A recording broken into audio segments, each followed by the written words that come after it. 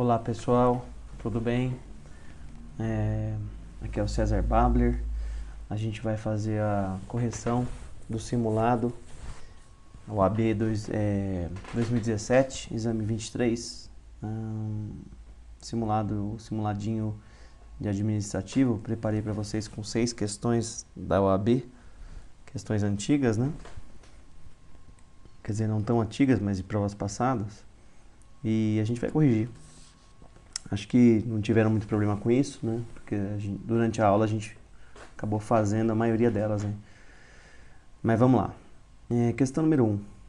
A Agência Nacional de Petróleo, no exercício do poder de polícia, então já vamos sinalizando que é importante, ó, poder de polícia, promoveu diligência no dia 5/1, junto à sociedade Petrolíneos, que culminou na autuação dessa por fatos ocorridos naquela data. Encerrado o processo, foi aplicada a multa. O poder de polícia pode fazer isso, é o poder de polícia repressivo, nos limites estabelecidos em lei. O respectivo crédito não tributário resultou definitivamente constituído em 19/1 de 2011 e em 15/10 de 2015 foi ajuizada a pertinente execução fiscal. Com base na situação hipotética, assinale acerca da prescrição no direito administrativo. A questão trata de prescrição do poder de polícia, né? E a dica da aula foi, na dúvida, 5 anos. Se você não sabia exatamente qual é esse prazo, 5 anos. Esse prazo está na lei de regência aí, 987399, lá no artigo 1º, ela fala que o poder de polícia, para ser exercido, a punição do poder de polícia tem 5 anos a partir da constituição definitiva do crédito. Então, o crédito foi constituído em 19/1, foi ajuizada a execução em 15/10 de 2015, 2011, 2015, não deu 5 anos ainda, então não aconteceu a prescrição. Então vamos responder. Letra A, operou-se a prescrição. Não, errado. Letra B, não se operou a prescrição. Pode ser. Vírgula, que pode ser cobrado pela administração a qualquer tempo. Está errado, né? Qualquer tempo, 5 anos. Letra C, operou-se a prescrição. Não operou. E letra D, é o que sobrou, né? Só pode ser ela. Não se operou a prescrição para execução do crédito, considerando o lapso de 5 anos entre a data de sua constituição definitiva e do ajuizamento da ação. Beleza, é isso aí. 1. D de dado. 2. Um paciente de hospital psiquiátrico estadual, então ponto importante aqui, hospital psiquiátrico estadual, conseguiu fugir da instituição em que estava internado, ao aproveitar o momento de que os servidores de plantão largavam seus postos para acompanhar um jogo de futebol na TV. Na fuga ao pular de um viaduto próximo ao hospital, sofreu uma queda em razão dos ferimentos e veio a falecer. Então, houve uma omissão estatal, né? Mas não pode esquecer isso. Nesse caso, existe uma omissão na guarda, na custódia do Estado. E o artigo 37, parágrafo 6º da Constituição, garante que, mesmo na omissão, o Estado responde objetivamente quando o dano decorrer da guarda da relação de custódia. Por isso, vamos direto para o gabarito, que é tranquilaça, né? O Estado não responde pela morte do paciente. Claro que responde, e objetivamente ainda. B. O Estado responde de forma subjetiva, não é subjetiva, é objetiva. Letra C. O Estado não responde, responde. E aí matamos a questão. Letra D. O Estado responde pela morte do paciente, garantindo o direito de regresso contra o servidor no caso de dolo ou culpa, né? Regresso sempre no caso de dolo ou culpa. Regresso é a ação do Estado contra o servidor, beleza? Então, questão 2, letra D de dado. Tranquila também. Questão 3. Fulano, servidor federal lotado na Administração Pública Federal do Estado de São Paulo, contesta a ordem de seu chefe imediato, alegando que são proibidas pela legislação. Então, fulano contestou o chefe. A chefia, indignada com o que entende ser um ato de subordinação, remove fulano contra a sua vontade para um órgão da administração do Distrito Federal, para exercer a mesma função, sendo que havia insuficiência de servidor em São Paulo, mas não no DF. Considerando as normas de direito administrativo, a assinale correta. Nesse caso, a remoção se deu porque o chefe ficou indignado, isso é um ato pessoal dele. Ele se sentiu ofendido e removeu o subordinado. Houve violação ao princípio da impessoalidade. Esse ato de remoção violou o elemento finalidade pública e, portanto, houve desvio de finalidade ou desvio de poder, né? Mesma coisa. Então vamos para a resposta. Tranquila também. Letra A, a remoção de fulano para o DF é válida. Errado, não é válida. Letra B, não é cabível a remoção de servidor com finalidade punitiva. Por se tratar, então, hipótese de desvio de finalidade. Exatamente. Vou até trocar a cor aqui para você fixar esse negócio. Então, ó, B é a resposta. Não é cabível a remoção do servidor com fim punitivo por ser desvio de finalidade ou desvio de poder. Se tivesse escrito desvio de poder aqui também estava certo. Tá? Letra C.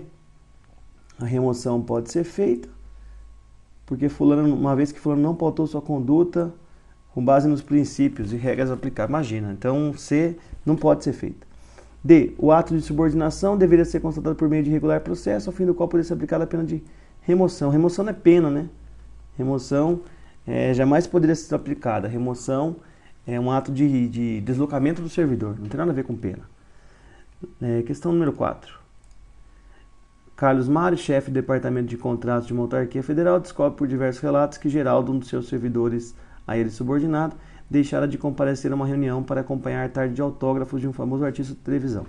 Em outra ocasião, Geraldo já se ausentara do serviço durante o expediente sem prévia autorização do seu chefe, razão pela qual lhe foi aplicada a advertência. Então, esse cara já tinha uma advertência nas costas, né?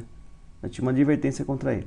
Irritado, Carlos Mário determina a instalação de processo administrativo disciplinar, aplicando Geraldo a pena de suspensão por 15 dias, sem a sua oitiva, em atenção ao princípio da verdade sabida. Aqui que está o X da questão. O cara foi reincidente e aí o chefe, constatando isso, já aplicou direto a suspensão sem observar o contraditório e ampla defesa do servidor, que são garantidos constitucionalmente, né? O artigo 5º da Constituição garante contraditório e ampla defesa, inclusive em processo administrativo. Questão também bem fácil, desde que você localizasse esse ponto em azul, que eu estou circulando para vocês aqui, que eu estou negritando para vocês. Então vamos lá, resposta. A pena aplicada é nula em razão da violação às garantias constitucionais da ampla defesa. Eu vou até mudar a cor porque achamos o gabarito. E contraditório, razão pela qual o princípio da verdade sabida não guarda compatibilidade com a ordem constitucional vigente. Perfeito, é isso aqui. Né? Violação ao contraditório, ampla defesa, verdade sabida não pode mais. Verdade sabida era um processo adotado antes de 88. E viola hoje a defesa do servidor. Letra B. A penalidade é nula, pois a ausência de serviço é a hipótese de aplicação da pena de advertência. Não é pena, né? Na questão não é questão da pena, a questão é a forma como foi feita. Não é questão da matéria. C. A pena aplicada é correta? Claro que não, né? Letra D. A penalidade aplicada contém vício sanável. Não, vício de forma essencial. Nesse caso, a forma essencial é insanável. Né? Então não tem jeito. D. Errada. 5. Diante de chuvas torrenciais que destruíram o telhado de um prédio de uma Secretaria de Estado, o administrador entende presentes condições de dispensa de licitação com fundamento no artigo 24. Submete, então, a assessoria jurídica a indagação sobre a possibilidade de contratar a empresa de construção civil de renome nacional para a reconstrução da estrutura afetada do edifício. Sob essa hipótese de contratação direta, assinale a alternativa correta. Bom, a questão é dispensa mesmo, está previsto na lei, até justificou no enunciado, então não tem erro. Só resta saber o que ele quer. As hipóteses de dispensa e inexigibilidade não exigem justificativa de preço. Aqui, ó, já está errado.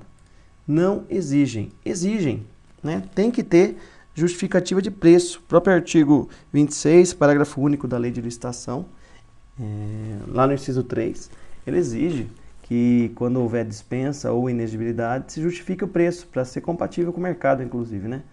Letra B. A dispensa de licitação, bem como a inexigibilidade, não prescinde, ou seja, é imprescindível a justificativa de preço, uma vez que achamos a resposta. A autorização legal para não licitar não significa a possibilidade de contratar por preço superior ao praticado no mercado. É isso aí, né? Sempre que for dispensar ou inexigir, tem que justificar o preço para ser compatível com o mercado. C. Apenas as hipóteses de dispensa e não a inexigibilidade exigem justificativa de preço. Todas, né?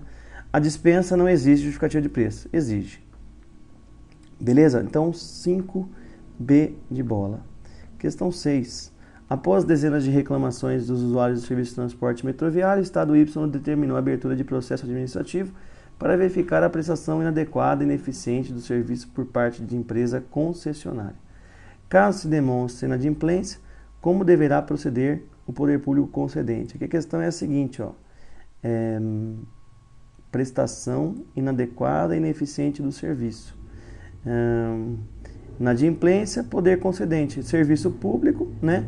A concessionária prestou o serviço de forma inadequada, não está fazendo a parte dela, é inadimplente. O que o poder público pode fazer? Caducidade. Caducidade. Então vamos lá.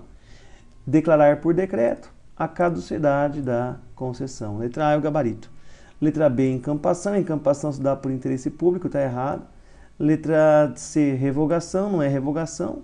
E letra D, anulação, quando houver ilegalidade. Não é o caso, né? O caso foi inadimplência. Inadimplência da concessionária gera caducidade da concessão, que é uma forma de extinção da concessão do serviço público. Beleza?